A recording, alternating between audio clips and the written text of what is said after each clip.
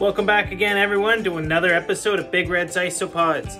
And I just want to start off by saying Happy New Year to everyone. And sticking with the New Year's theme, we're going to be taking a look at some new isopods. And not the new that you think of.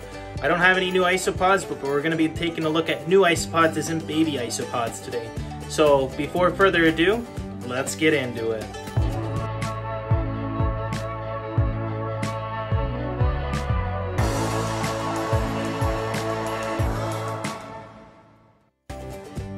Alright guys, today we're going to be taking a look at some Mankai here.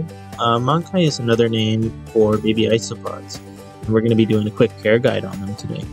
So recently a friend of mine has just had new Mankai show up in one of her cultures, and I've noticed in quite a few of my other videos that people have been commenting, asking about kind of how to do a care guide on Mankai, or if there's different things that you need to watch out for or change to take care of baby isopods. And to be honest with you, it's going to be very similar to taking care of normal isopods. The main difference is that Mankai thrive off of food in the soil. So you want to make sure that the soil that you're having your isopods in is very nutrient rich. If you have an older culture where the soil is full of frass, which is another word for isopod poop, or fecal matter, then you are going to have a hard time breeding or seeing any Mankai show up. The same as if you have a culture that's been taken over by dwarf whites, like we're going to see in a second here.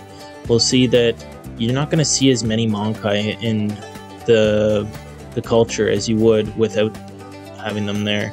So the dwarf whites will do the same thing as regular Mankai do, as you can see here, is they're gonna dig down into the soil, they're gonna eat up all the nutrients in the soil, they're gonna poke their heads up, they're gonna eat up any food that normally the Mankai would get, and this is gonna cause your cultures to kind of crash due to the fact that the Mankai aren't getting as much normal nutrients as they would without the dwarf whites being in there. So this is why I'm having an issue with my powder blue culture, where the dwarf whites are taking over and my numbers are starting to dwindle down.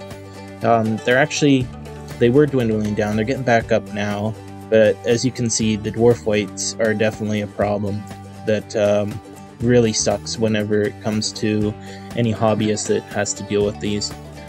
But for the most part, what you want to do for any other culture that doesn't have dwarf whites is you want to make sure that you're got a lot of extra soil. As you can see here, that's one of the powder blue Mankai. It looks very different than a dwarf white that you can see on the left there. But not all small white Mankai are dwarf whites. As you can see here, this is actually the babies of my giant canyons, which look a lot like dwarf whites but are not. So anyway, what they need is they need to have smaller food put into the containers to kind of help supplement them. So whenever you're feeding your isopods, I always try to crumble it up a little bit extra in some spots, just to give the Mankai a fighting chance to get some food, as you can see here. When you get a buildup of frass, they're going to start poking their heads out of the soil like crazy, trying to get at the food, and that's how they thrive and they survive when it comes to isopod enclosures, is they like to burrow down in the soil and kind of eat away at the substrate, and then when it's feeding time they'll poke their heads up and then they'll grab some food and then dig back down in and bundle up and hide in the soil, and that's mostly how Mankai live. So if you don't have a very nutrient-rich soil, you're going to see a lot less Mankai in your enclosures. You're going to have a lot harder time breeding your isopods because the Mankai aren't going to find enough food for them to survive. They're going to end up getting sick and passing away from lack of nutrients. But I don't really know what stops a Mankai from being a Mankai to being a junior isopod, or like an adolescent isopod to an adult. I would assume that when it goes from being a little white isopod where you can't really tell what species it is, it almost looks like a dwarf white, to gaining its color, to being a full-size adult is when you're really going to be able to say, okay, now it's an adolescent isopod. It's no longer a Mankai. It's now moved on to the next stage. They definitely stay as a Mankai for a while, in my opinion, or a baby isopod for a while. So you're definitely going to want to make sure that you're giving them enough food for them to thrive and live out happy, healthy lives. But you also want to have larger amounts of foods to keep the adults happy and healthy, right? Basically, as long as you're giving them the right amount of food, whether it's you want to give them a protein supplement, you want to give them a vegetation supplement, but you don't want them to be lacking in food. So whenever you have a culture where there's a large amount of frass, that's when you want to do a culture split, like I've shown in some of my other videos, and that's how you can keep your cultures from crashing, which is very important.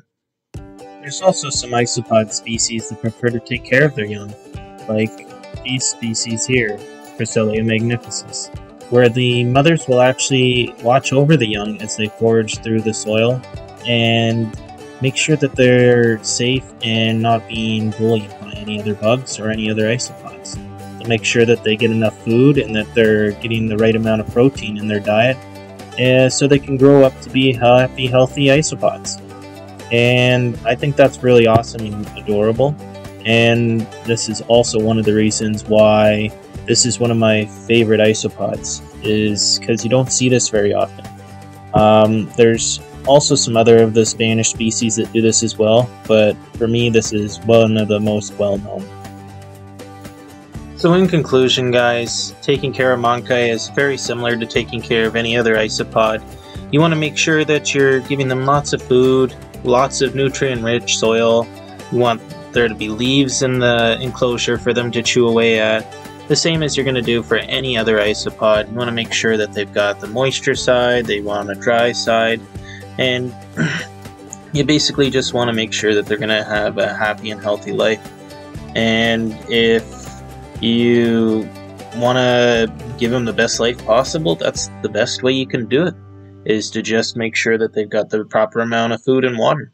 It's simple stuff. Thanks again, everyone who watched the full video, my first video of 2023.